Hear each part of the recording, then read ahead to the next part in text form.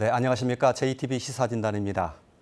전라북도의 국회의원 10명 가운데 절반이 되는 5명이 민주평화당 소속입니다.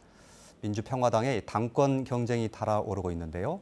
전북의 의원 2명이 출사표를 던졌습니다. 이 두 분의 비전을 들어보는 시간 준비했습니다. 먼저 첫 순서로 정동영 의원 모셨습니다. 어서 오십시오. 예, 안녕하세요. 예, 8월 5일이 전당대회죠? 예. 예. 이제 얼마 남지 않았는데 이왕 칼을 뽑으셨으니까 잘 되셔야 될 텐데 어떻게 승리 확신하시는지요? 예, 뭐 잘 되고 있습니다. 날은 덥고 고역이긴 하지만 만나 보면 뭐 잘 될 것 같습니다. 예. 민주평화당이 지지율이 바닥이다 이렇게 해도 표현해도 지나치지 않을 것 같습니다. 위기라는 말도 나오고요. 예. 2016년 총선 때 국민의당이 호남을 석권했던 것과 비교하면 너무 그 차이가 다른데 상황이 다른데 무엇이 잘못돼서 이렇게 지지율이 낮다고 보시는지 그 상황 판을 그걸 좀 해야 될 것 같습니다. 예. TV에 잘 안 나오는 게 예. 제일 핵심 이유입니다. 무슨 예. 말이냐면 이제 존재감이 약한 거죠. 그래서 살아나려면 사실은 어떻게 존재감을 만들 것이냐라는 거죠. 그러니까 사느냐 죽느냐 민주평화당. 그런데 사실 전북과 호남 입장에서 보면 민주평화당이 죽는 것보다는 사는 게 훨씬 낫습니다. 왜냐하면 전북의 이익과 목소리를 확실하게 대변하는 정당이 있는 것과 없는 것의 차이가 분명하잖아요. 근데 그것을 살려내기 위해서는 저는 강력한 지도력이 대답이라고 생각합니다. 예.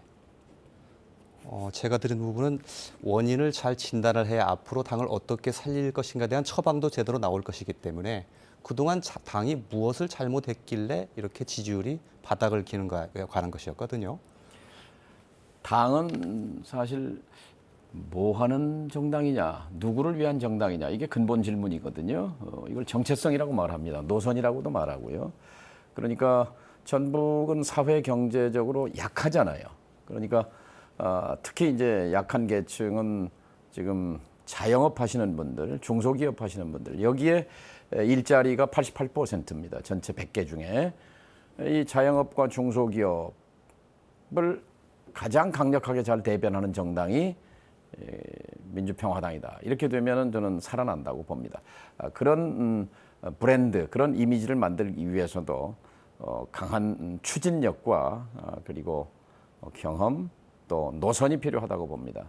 저는 이 당이 살려면 제가 지난 10년 동안 현장에서 해왔던, 행동해왔던 이른바 정동영 노선, 힘없고 돈 없고 목소리 없는 사람들 편에 내려가서 그분들과 함께하는 정치, 이것이 유일한 활로다, 살아나는 길이다 이렇게 생각합니다. 예. 그동안 민주평화당이 민심이 아파하는 곳, 가려운 곳을 제대로 긁어주지 못한 것이 지지율이 낮은 그런 원인이었다 이렇게 진단을 하는 것으로 이해해도 되겠군요. 그렇습니다. 더불어민주당은 말은 비슷하게 하지만 이제 집권 세력이기 때문에 한계가 있거든요. 재벌과도 타협하고 그렇기 때문에 보다 선명한 개혁 노선으로 약자들의 확실한 대변자, 노회찬 의원의 빈소에 수천 명의 시민들이 줄을 서는 것이 무엇을 의미하겠습니까? 정의에 목마른 겁니다. 불평등에 분노하는 겁니다. 그것을 대변해왔던 노회찬이라는 정치인에 대한 추모가 바로 이 시대의 정치에 가야 할 방향을 가리키고 있다고 생각합니다. 예. 앞으로 그러면 이게 낮은 지지율을 끌어올리는 방법이나 방향도 그렇게 해서 세우시겠다는 것으로 이해하면 되겠군요. 제가 당대표가 되면 다음 날 저희가 평화당이잖아요. 평화시장과 전태일다리에 가고자 합니다. 왜냐하면 그 평화시장에 장사하는 분들이 먹고 살만하다 소리가 나오면 정치가 좋은 거거든요. 또 근로기준법을 준수하라면서 자신의 몸을 사는 전태일의 꿈과 이상은 아직 현실이 되고 있지 않습니다. 민주평화당이 노동 문제도 껴안아야 된다고 생각합니다. 이건 큰 얘기고 좀 더 작은 얘기로 내려가면 예를 들면 우리 남문시장이나 모래내 시장에 가면 대부분 이제 간이과세자예요. 예. 근데 간이과세가 일반 과세로 되면은 세금 부담이 커집니다. 3배, 5배 늘어나는데 1년 매출이 4,800만 원, 한 달에 매상이 400만 원 이하일 경우에는 간이과세로 해서 세금 특례, 세금 혜택을 보지요. 근데 요즘은 다 카드로 거래가 이루어지기 때문에 매출이 투명하게 드러나요. 장사는 안 되는데 이 매출은 투명하게 드러나다 보니까 간이과세자들이 속속 일반 과세자로 이렇게 바뀝니다.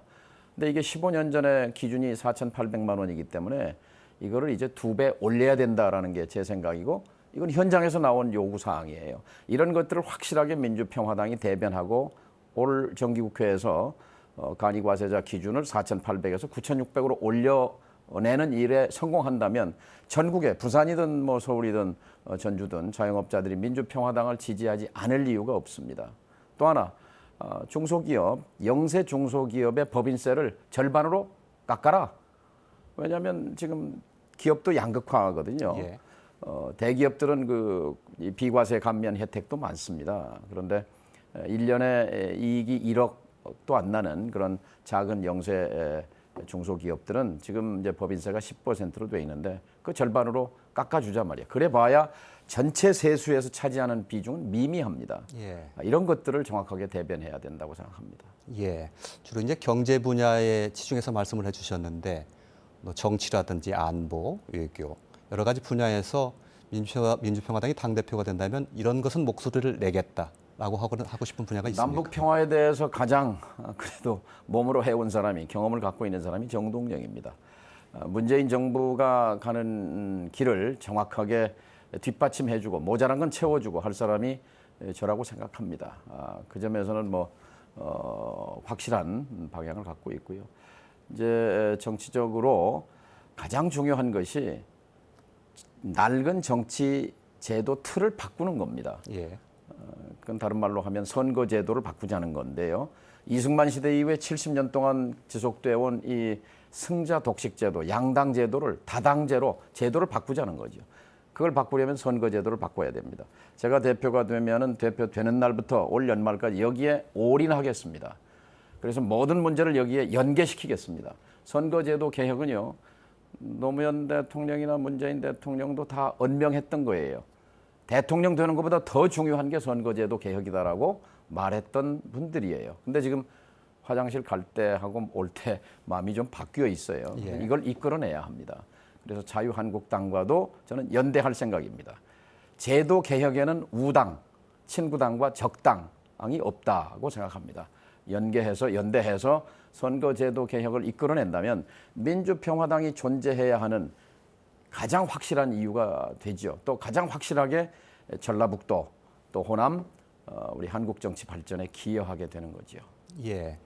자유한국당과도 연대할 거 하겠다 이렇게 말씀하셨는데, 여러 가지 일들을 하기에는 이제 민주평화당이 가지고 있는 소수 정당으로서의 한계, 이걸 어떻게 극복하느냐가 상당히 중요할 텐데, 사실은 정의당과의 이 교섭단체, 공동교섭단체도 좀 지위를 잃은 상태이거든요. 이거 어떻게 극복할 것인가 상당히 중요할 것 같은데요. 자칫하면 민주당의 이중대라 소리도 들을 수 있고, 또 자유한국당과 너무 붙어버리면 또 민심에 조금 호남 민심이 떨어질 가능성도 있고, 이런 부분이 상당히 좀 애매할 수도 있을 것 같은데요. 네, 국회는 지금 이제 4당 체제에서 3당 체제로 됐죠. 왜냐하면 저희가 교섭단체 지위를 상실했기 때문에. 예.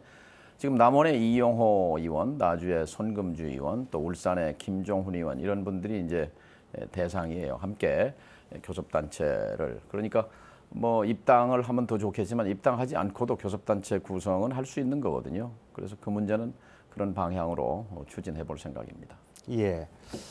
정부에서 지금 협치 여당에서도 나오고요. 얘기 나오던데, 그 얘기는 어떻게 해석하고 또 어떻게 받아들이십니까? 당연히 도울 것은 돕고 비판하고 또 지적할 것은 지적해야 되지요. 저희는 분명히 야당입니다. 그런데 이제 전제 조건이 하나 있습니다. 선거제도 개혁에 동의하라는 거죠. 자신들이 약속했던 거니까요. 그 약속을 관철하는데 협치에 그것은 전제 조건이라고 생각합니다. 예. 선거제도 개혁을 약속하면 협치 내각에도 참여할 수 있다. 혹시 이렇게 해석해도 되겠습니까? 저는 그렇게 생각합니다. 선거제도 개혁을 이룰 수만 있다면 저는 어떤 타협도 할 수 있다고 생각합니다. 예, 알겠습니다. 조금 전에 그 얘기 속에서도 잠깐 나왔습니다만, 이 당 정체성과 이제 당의 운영 방향에 대해서 좀 여쭙고 싶은데요. 그동안 민주평화당의 이 포지셔닝, 이것도 상당히 좀 애매한 측면이 있었다, 이런 그 지적들도 있어서 정체성과 앞으로 당 대표가 되면 당을 이런 식으로 운영해 나가겠다고 하는 그 비전이 있으십니까? 저는 진보적 민생주의라고 표현하는데요. 첫째는 현장으로 내려가야 되고요. 여의도에서 빙빙 돌 게 아니라 가려운 현장, 또 고통받는 현장에 늘 함께 해야 합니다. 그리고 그분들의 미약한 목소리를 정확하게 대변해 줘야 되는 거지요. 자영업자와 중소기업을 위한 정당 민주평화당. 그것이 슬로건, 그냥 구호가 아니라 정말로 정책으로, 법률로, 예산 배정으로 행동을 하게 되면 자연히 지지율은 따라 올라가게 될 거라고 생각합니다. 그래서 지지율이 두 자릿수를 넘어서게 되면 그러면 존재감은 생기는 거지요. 그럼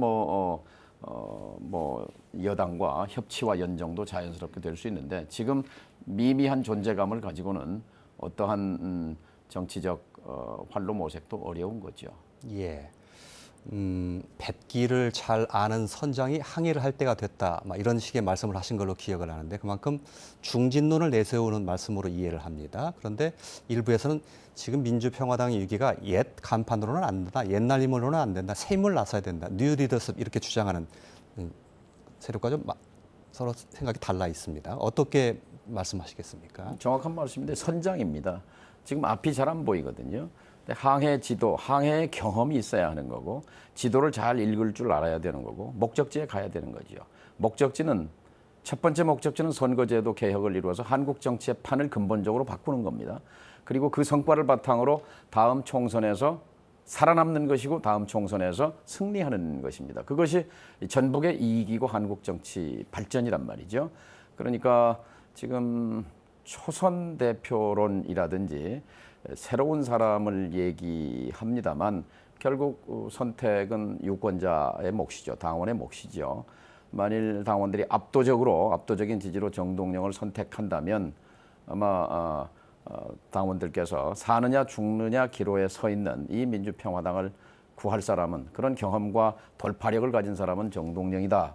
이런 판단의 결과라고 저는 생각합니다. 예, 지금 초선 의원이나 새 인물이 당을 맡기에는 부적절한 측면이 굉장히 많이 있다. 혹시 이렇게 보십니까?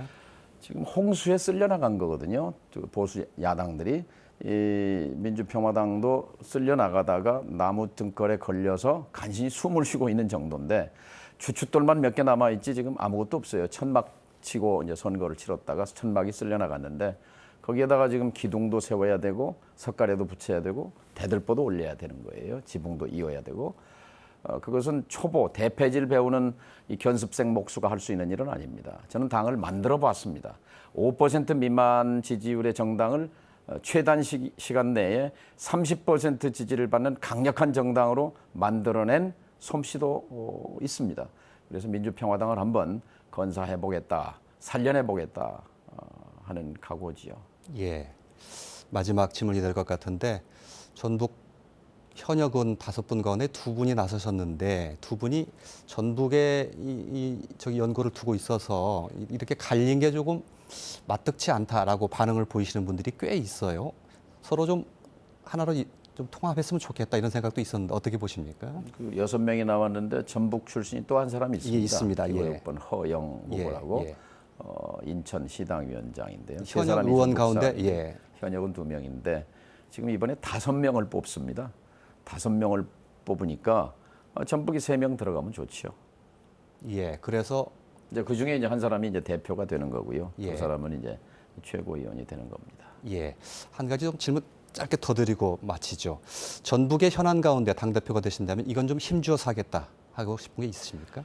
작년에 국세청이 거둔 세금 중에 전라북도가 2조 4천억이고 전국적으로 보면 1%예요.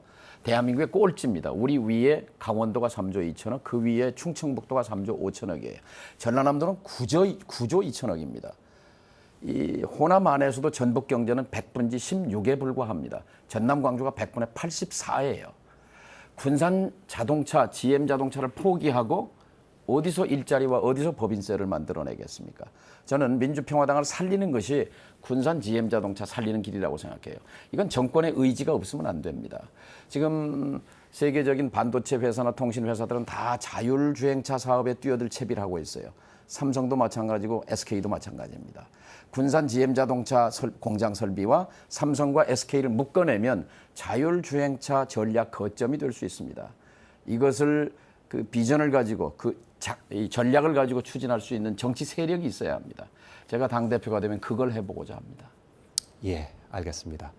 남은 시간 잘 선거운동에서 좋은 결과 있기를 바라겠습니다. 고맙습니다. 예, 감사합니다.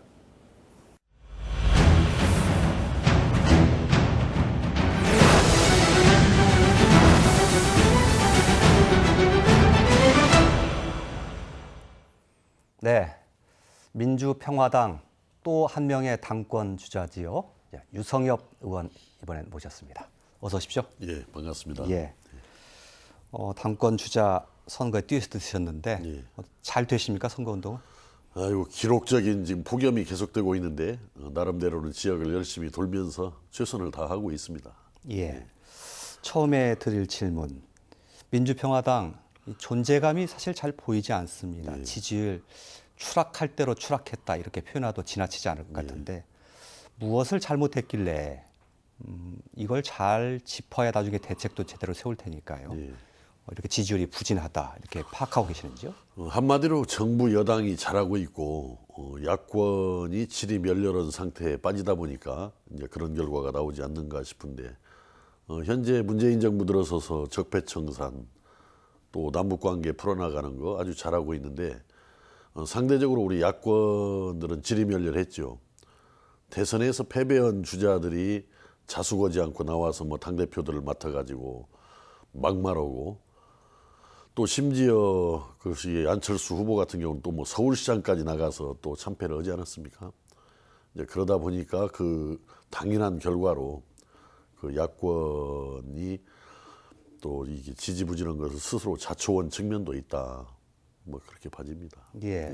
막말과 서울시장 얘기는 다른 당 얘기인데요. 민주평화당 얘기는 아니지 않습니까? 그러니까 그것은 이제 우리 민주평화당이 야권 속에 이제 들어가 있는 일원으로서 야권 전체가 다 질이 멸렬해진 거죠. 예. 우리 민주평화당도 또 국민의당에서 분열에 나와가지고 제대로 뭐 전열도 정비되지 않은 상태에서 참 부랴부랴 선거를 치르다 보니까 그 지지율을 언제 확보할 새가 없었던 것이죠. 예.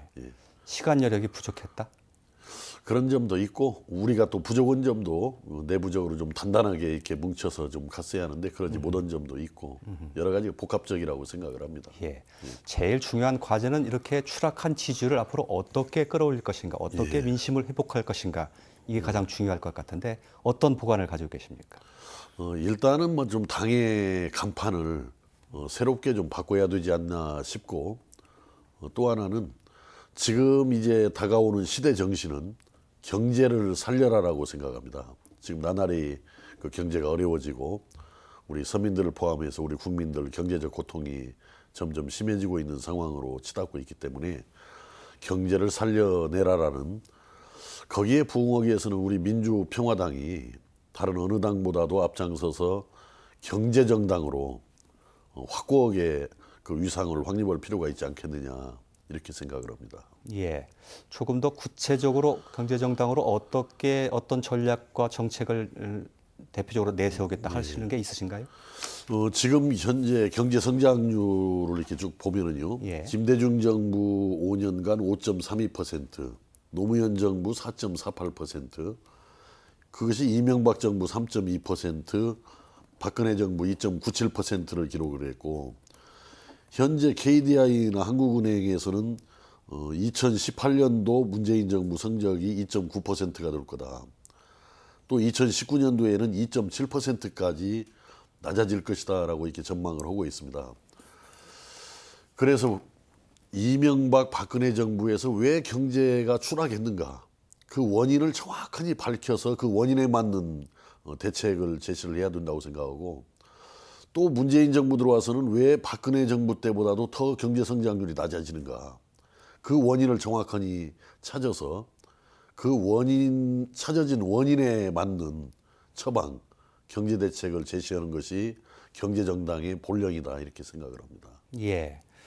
뭔가 대안을 제시를 해야 될 것 같은데요. 예.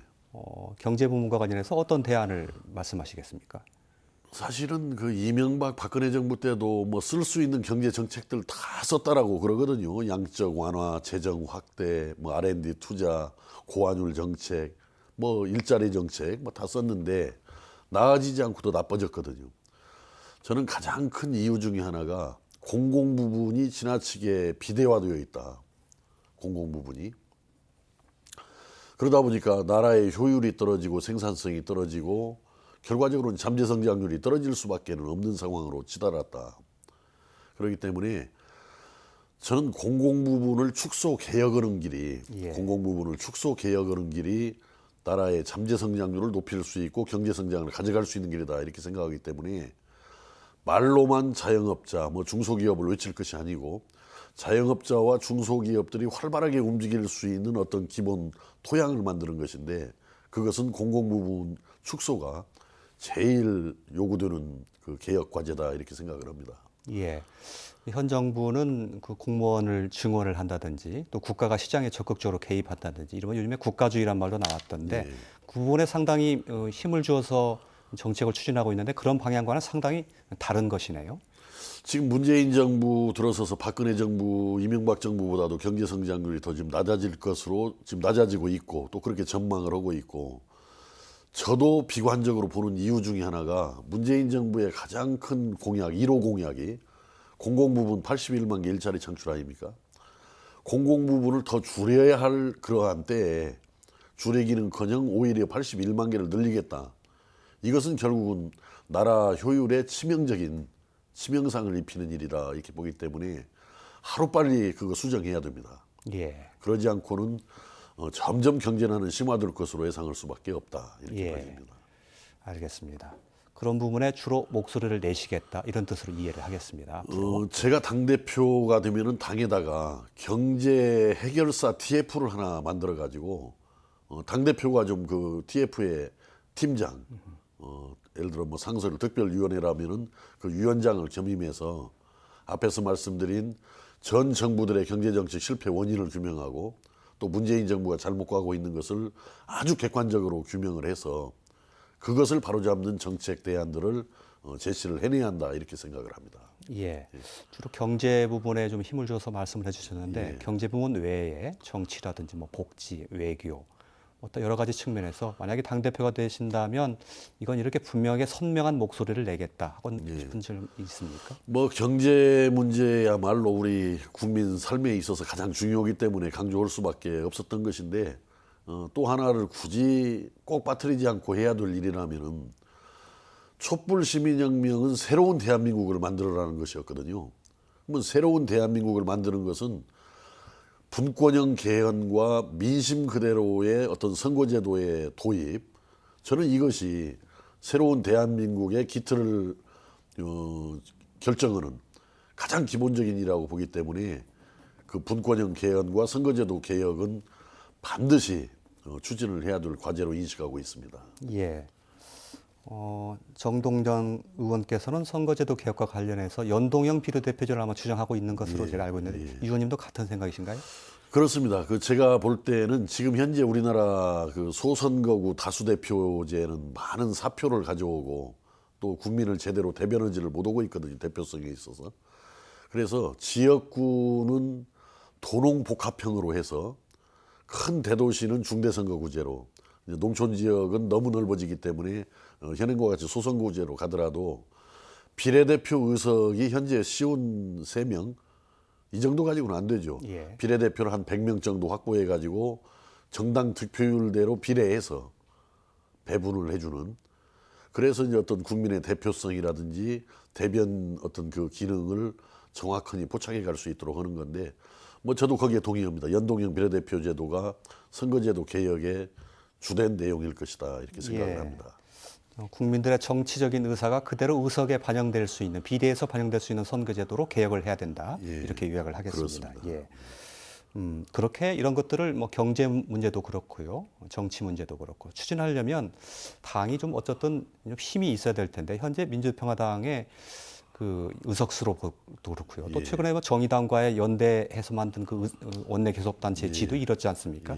이런 소수정당의 한계를 어떻게 극복할 것이냐 이건 상당히 과제일 것 같은데. 그렇습니다. 사실은 뭐 현실은 의석수가 힘이 되잖아요. 그렇기 때문에 우리가 의석수가 지금 14석에다가 지금 바른미래당 소속으로 되어 있으면서 사실상 우리와 와서 하는 비례대표 3분 이렇게 계시는데 그렇게 세분을 해도 17명밖에 안 되기 때문에 자체로 교섭단체 구성이 안 되어 있는 상황인데, 그러나 뭐 이것이 내가 볼 때는 다음 21대 총선까지는 어떤 근본적인 변화를 가져갈 수는 없습니다. 의석에 있어서는. 그 주어진 현실을 받아들이면서 작지만은 단단한 당으로 갈 필요가 있지 않느냐. 이를테면 정의당이 노동 문제에 집중을 해서 아주 선명하게 집중을 해서 오히려 자유한국당이 버금가는 지지율을 확보하기도 하고 그러지 않습니까? 그러듯이 저는 우리 민주평화당은 작지만 단단하게 나아가면서도 국민이 원하고 바라는 그런 어떤 경제 문제에 집중을 해가지고 우리가 국민들한테 진정성을 보여주었을 때 21대에 가서는 저는 원내 1당이 될 수도 있다, 우리가. 예. 그런 미래를 내다보면서 우리가 대비하고 준비를 해가야 한다, 이렇게 생각을 합니다. 예. 지금 현재의 정부 그리고 여당 또 다른 야당과의 이 관계를 어떻게 설정하느냐 하는 것도 굉장히 중요할 것 같은데 예.